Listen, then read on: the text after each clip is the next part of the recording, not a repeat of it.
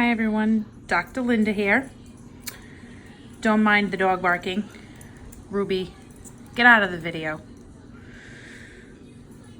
Anyways, so today we're going to be talking about peritoneal dialysis. Here I have my friend Chase, and he is getting peritoneal dialysis. This is a treatment that uses the lining of your abdomen, called your peritoneum, and a cleaning solution called dialysate to clean your blood. And the dialysate is in this bag. The dialysate absorbs waste and fluid from your blood using the peritoneum as a filter. One benefit of peritoneal dialysis is that it does not have to be done at a dialysis center. As you can see, we're home. You can do your treatments any place that is clean and dry, free of any animals and plants. Now, this doesn't mean that I would have to get rid of Ruby. I would just need to keep her in a separate room while doing my peritoneal dialysis. Having this can allow you more freedom to work, travel, or do other activities you enjoy without worrying about scheduling dialysis appointments, because most of the time dialysis is 3 times a week, sometimes even 4.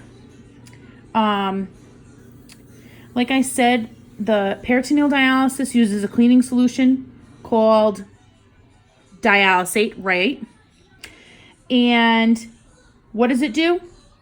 It draws the waste and fluid from your blood through the peritoneum. Before you can begin peritoneal dialysis, you'll need to have a small surgery that they place a small flexible tube called a catheter into your abdomen. The end of the catheter sticks out of your stomach. They put it in through a small incision in your skin. And you're going to use the catheter tip to perform dialysis.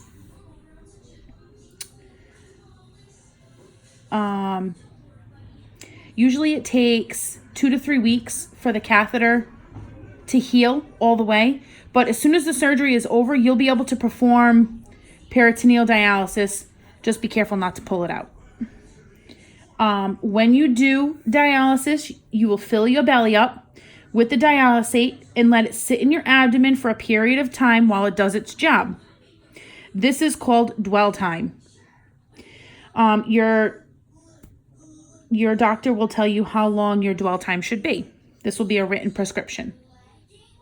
When the dwell time is over, you'll drain the used dialysate out of your abdomen and refill your abdomen with fresh dialysate.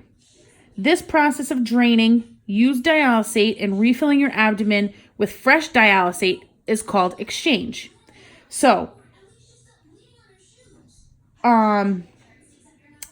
with each exchange, it usually takes between 30 and 40 minutes. Now, I'm not going to sit here for 30 or 40 minutes while my friend Chase here is having dialysis. We'll speed the process up a little bit. But depending on the type of peritoneal dialysis that you choose to do, you can either do the exchanges yourself or you can do it with the help of a machine. So let's talk about dialysate. What's in dialysate? So, dialysate has a sugar in it. It's called dextrose, which pulls the fluid and waste from your blood through the peritoneum into the dialysate. The waste and fluid are held in the dialysate and removed from your exchanges. You should removed from your body when you do the exchange. Now, peritoneal dialysis should be done every day or night, depending on how many times your doctor tells you to do it.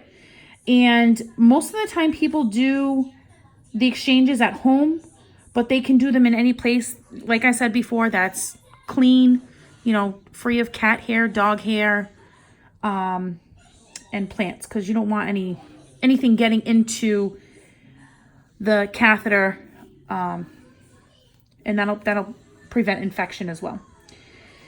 Most of the time, people who are on dialysis follow a diet that limits phosphorus, potassium, sodium, and protein.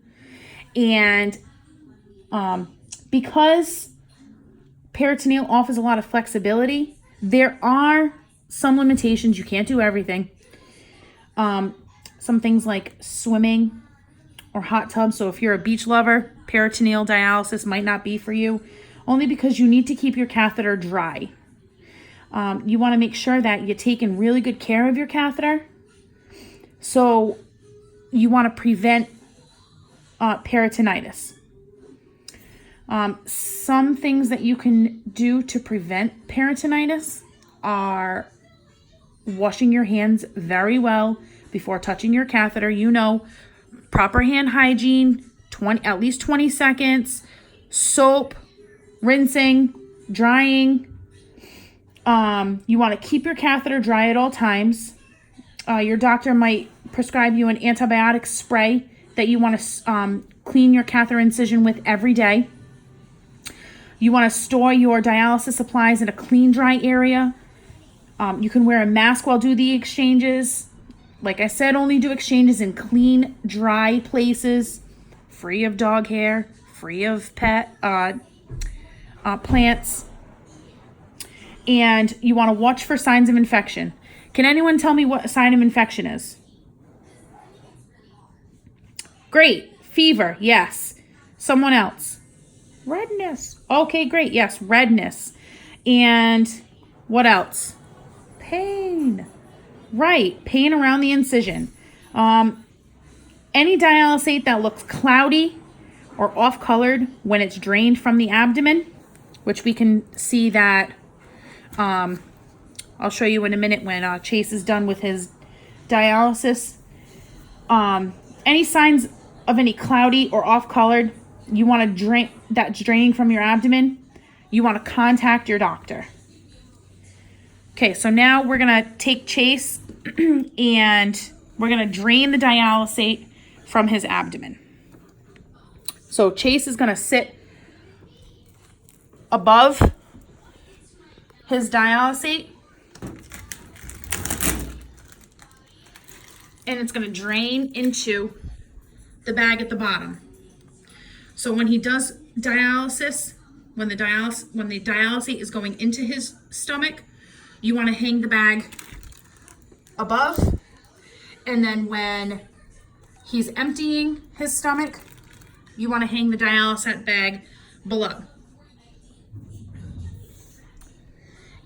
And when Chase is finished with dialysis, he no longer will be